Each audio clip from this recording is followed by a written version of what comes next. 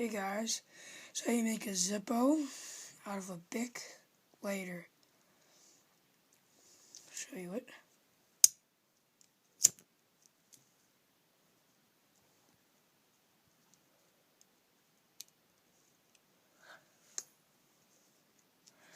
And then, here's what you do. You take the top lid off, of course, and you take that thing, and you bend it until it's under the gas thing.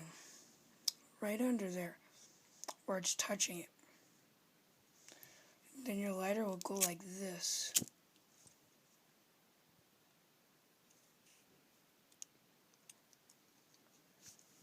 And that's all you do. That's it.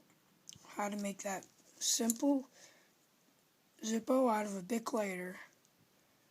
Bye.